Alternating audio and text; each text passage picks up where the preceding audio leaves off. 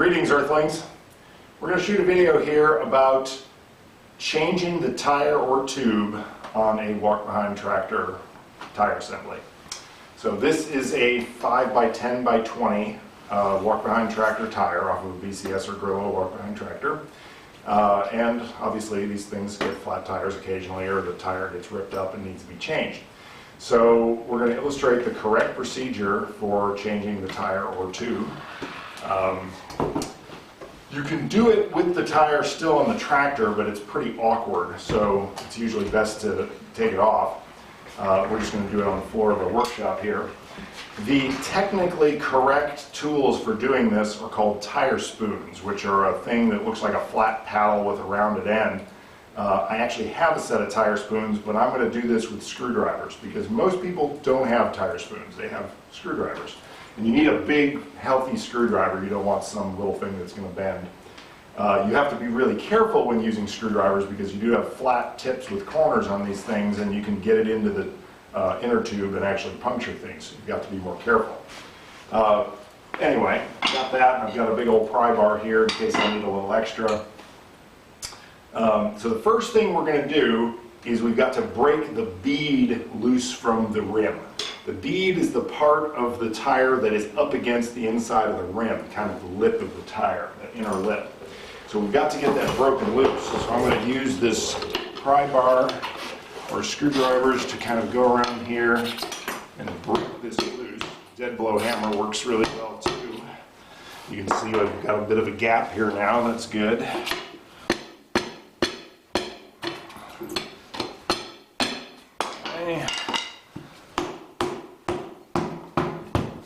Yep, that's nice and loose now. We can move this up all around. We've got a gap there on all sides.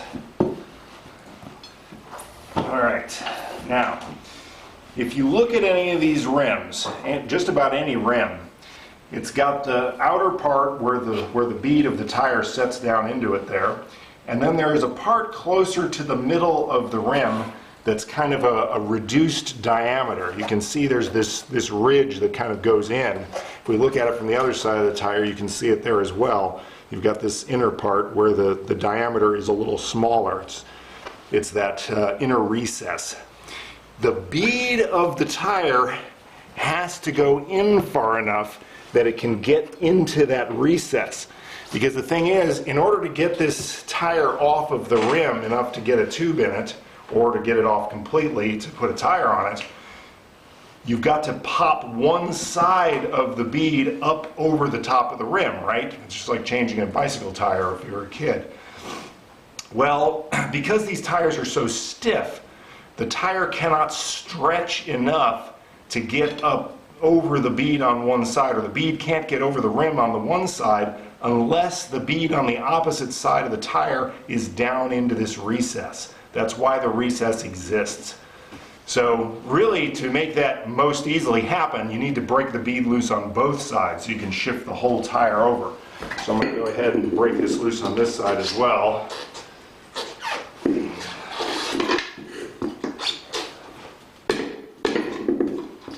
sometimes very stiff. This is actually a brand new tire, so it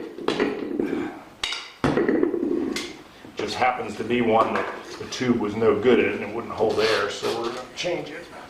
But when they're brand new like this, the tire is extremely stiff. It's never seen any service, so it's really stuck to that bead. In fact, it might even be stuck to the paint on the bead. I'm going to get some of that tire soap and put it on here. Ken, do you know where that stuff is?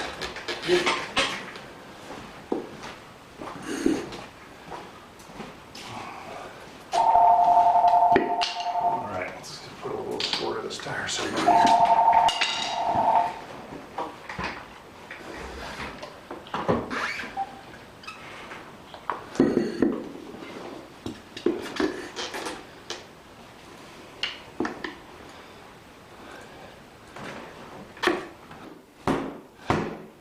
There it goes. Finally. What a booger. Last time I tried to do a video with a brand new tire, it was too tight. Alright, now we got the beads broken loose on both sides. Okay, now when we start prying on this thing, we can direct both beads into this recess in the middle. See that? You can see that whole tire just offset in there as those things go down into that recess right there.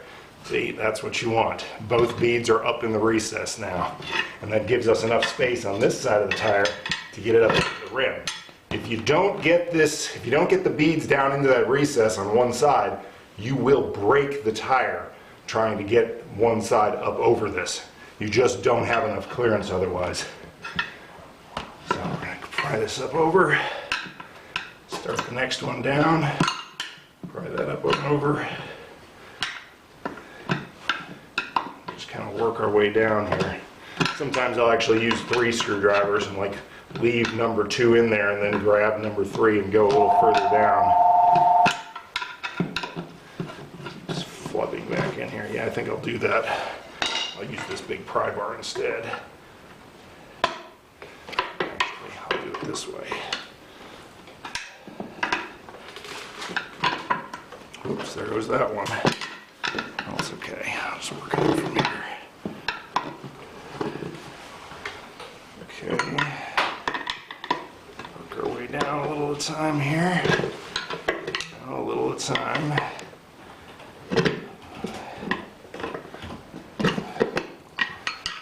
Alright. There we go.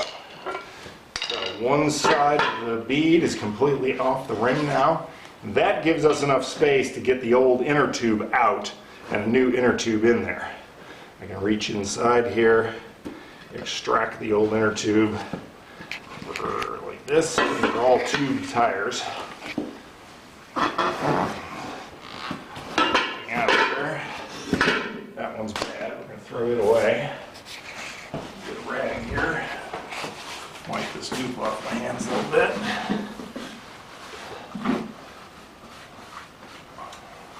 Now, of course, if you've gotten a flat tire, you're going to want to take this opportunity to inspect the inside of the tire to see what popped the tire.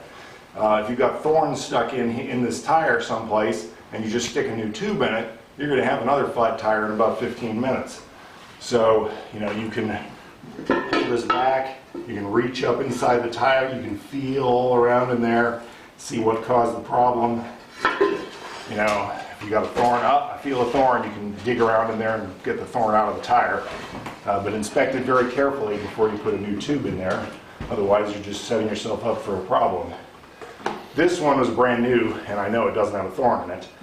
It was just probably damaged by the factory when they put it together. What I usually do with a new tube is I'll blow it up a little bit initially, just because otherwise it's just too flat. Get a little air in it so it has a little bit of a shape to it, and then I'll get it up in there. A lot of these tubes, well, this one has a valve stem that's centered, so you don't have to worry about orienting it at any particular direction. Usually the valve stem holes are on one side, but that, you know, it'll flex over on the inner tube. Even if it's coming out of the center, you can bend it one way or the other. But if the valve stem happens to be coming out on one side, you want to orient that towards the direction that your hole is. This one's centered, so it doesn't matter. But you can get that kind of close to being lined up here.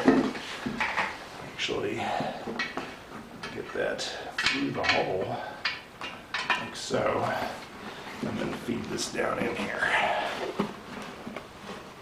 And there is a little tool that you can use. You can buy these things. Here, let me grab it. I should have got it initially, just because otherwise it's just too flat. Get a little air in it so it has a little bit of a shape to it, and then I'll get it up in there. A lot of these tubes, well, this one has a valve stem that's centered, so you don't have to worry about orienting it at any particular direction. Usually the valve stem holes are on one side, but that, you know, it'll flex over on the inner tube. Even if it's coming out of the center, you can bend it one way or the other. But if the valve stem happens to be coming out on one side, you want to orient that towards the direction that your hole is. This one's centered, so it doesn't matter. But you can get that kind of close to being lined up here. Actually, get that through the hole, like so, and then feed this down in here. And there is a little tool that you can use. You can buy these things. Here, let me grab it. I should have got it initially. Ken's got it over in his toolbox. All right, thank you, Ken. This little thing, you can buy these things at any place that deals with tires, or most auto parts stores will have it. It's a tire valve stem tool. This little end here actually takes the core out of the valve stem. It'll reach down in there.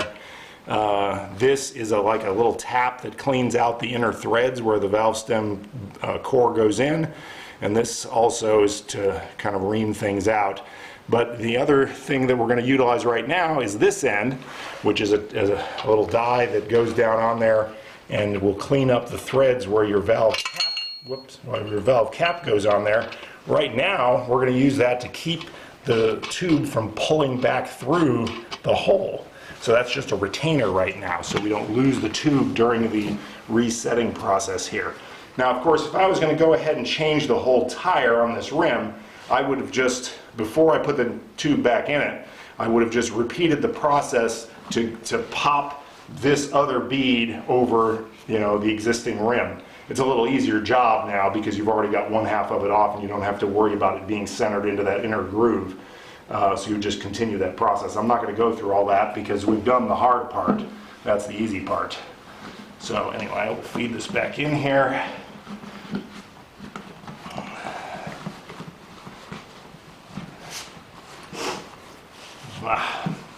Allergies, man.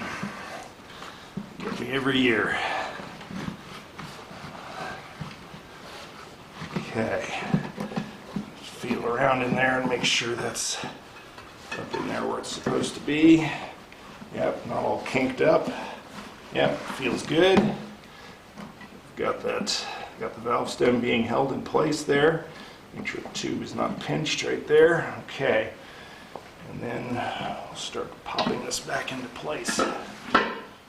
So, since our valve stem is here at the bottom, we knew that because that's where it was when I flipped it over, I'm going to get that end of the bead down on here. So again, this is an extremely stiff new tire, so it's not going to be fun to get this thing back on, but we're going to do it. Actually, a little trick that Ken just showed me is you can take a vice grips, pop it onto the rim right there, just where you want to start basically, and that gives you kind of a starting point. And you can start prying it back on from there, and the tire's not going to come up past that point. Now I got to be real careful that that tube is kind of still pretty deflated in there, and I'm not going to get into that tube and pinch it when I stick these screwdrivers up against the rim here. So when I put this up in here, I'm only putting the tip of the screwdriver just barely past the edge of the rim under there. I don't want to stick it in like this far and try to pry it, because I'm going to, as I angle this down, it's going to pinch the tube. So I just want to reach in there and feel and just slide it in just barely past the edge. So that's good. I'll feel up in there, make sure the tube is not sticking up in there. Just work it down an inch or two at a time.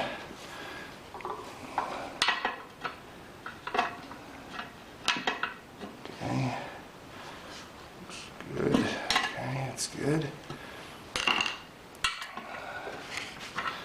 Again, I want to feel that the tube is not anywhere near where I'm going to stick that screwdriver. Good.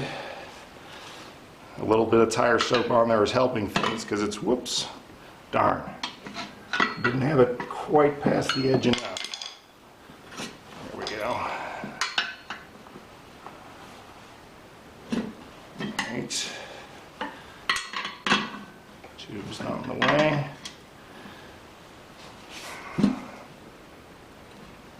Okay.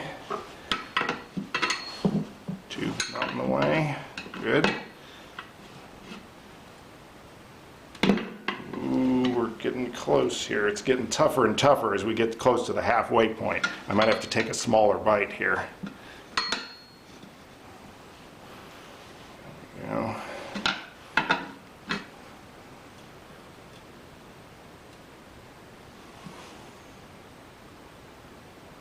Baby. There we go. Real close.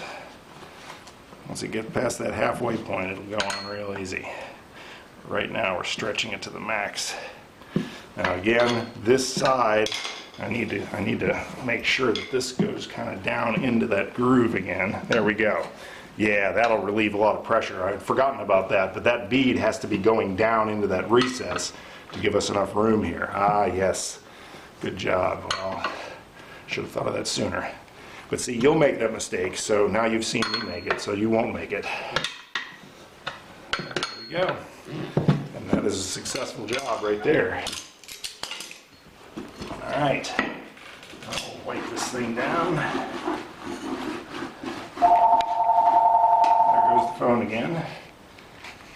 Pull that out of there, and I'll put my thumb against the side to kind of pinch it in place, keep that from sucking back in there. I'll put about 20 pounds in this thing, 25 pounds, anywhere between there is fine. This is the kind of thing that you need to push the, most of these you just shove it on there and it puts the air in, but I need 3 hands here. Now it's reseating. Whoop. Hey, I almost lost it. Come up out of there. Should have kept on putting the air in. We're reseating the beads into the rim here, so it's kind of has to pop back into place. Ooh. Ken just threw me over down there along those pliers. I really need 3 hands, damn it.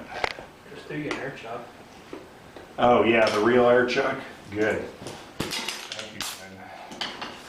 That's much better. See this kind of air chuck? Don't use it. At least not for this job, because you need one that you can just push on. Actually, air it up like that.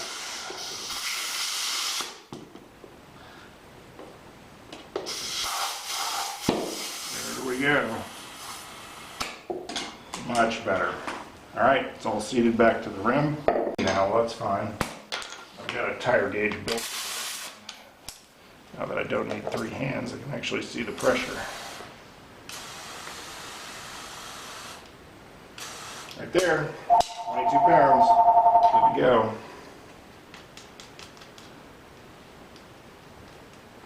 All right, you're a tired professional now.